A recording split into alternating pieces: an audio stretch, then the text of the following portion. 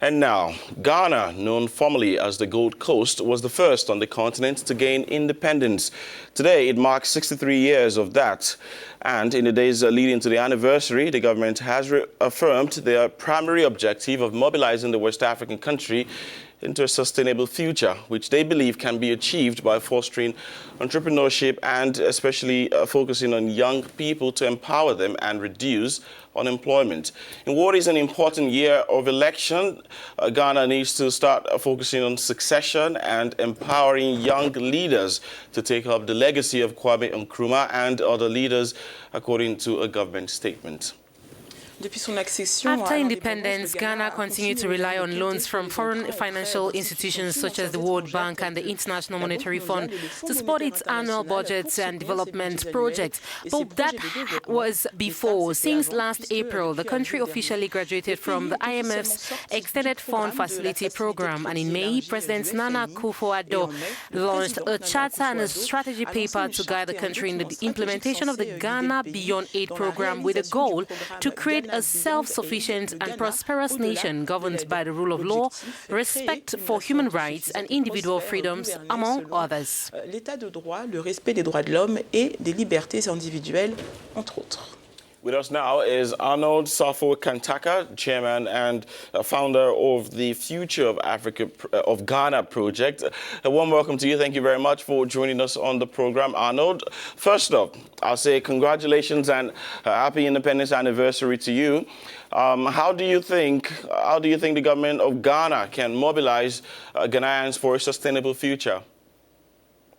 Well, thank you, and that's a very good question. The government's primary role is to provide an enabling framework that requires the government to draft, innovative policies that are inclusive, agile, and enforced. Inclusive meaning that the policy reflects the voice and needs of the population they serve today and in the future, locally and internationally. Population being those that reside within Ghana and those that live abroad, that contribute their skills and approximately, 5 billion in financial remittance. Agile, meaning that the policy is drafted and reviewed so that it can be responsive to the ever-changing fourth industrial revolution we're currently living in and preparing for. And enforced, meaning that it needs to not just be a document that sits on someone's desk, catches dust, but it becomes a policy that is referred to and implemented objectively.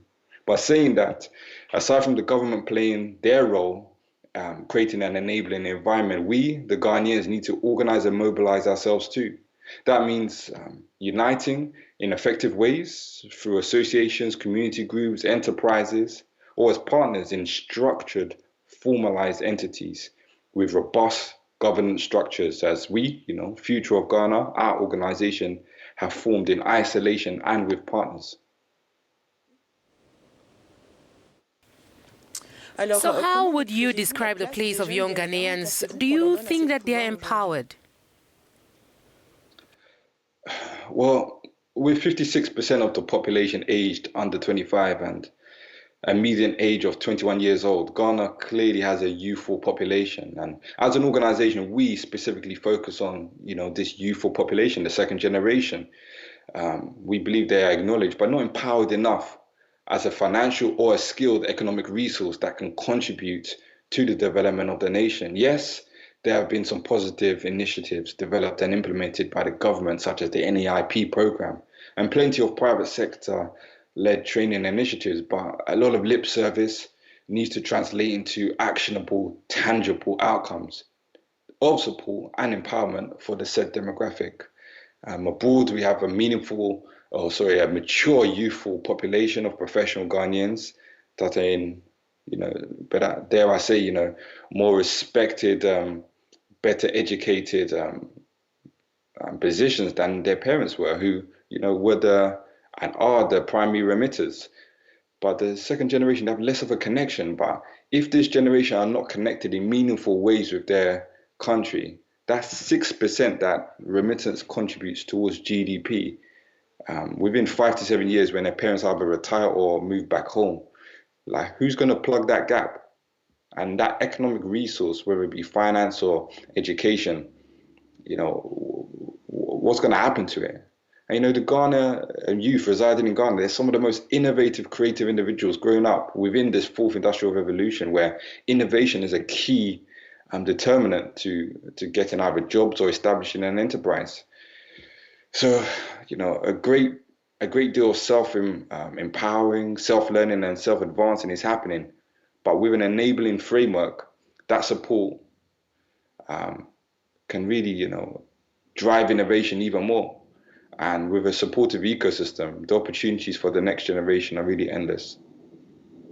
Absolutely, and I mean, it's interesting that you say that, especially knowing that last year was known as the year of return for Ghana, and bringing in many from the diaspora or people of African origin back to the country to pour back into the country. But as the first African country to gain independence, what is your dream, really, of tomorrow's Ghana? Yeah, that's a very powerful question. I would sum it up to say, to be a figurehead nation, part of a self-sustained African continent that is ranked the #1 economy in the world.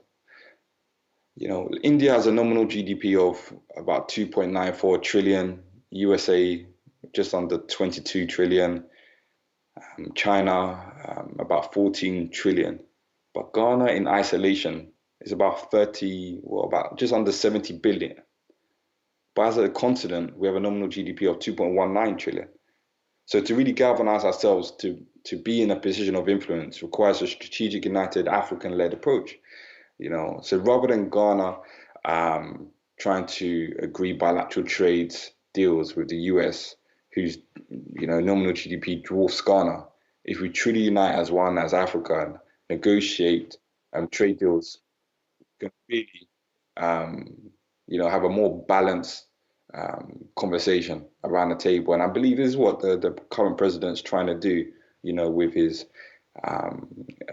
rhetoric and action in terms of joining forces with Ivory Coast when it comes to cocoa. Arnold, I'd like to thank you very much for sharing with us all of your insights there on Ghana and the future. Thank you very much for speaking with us this morning. Thank you.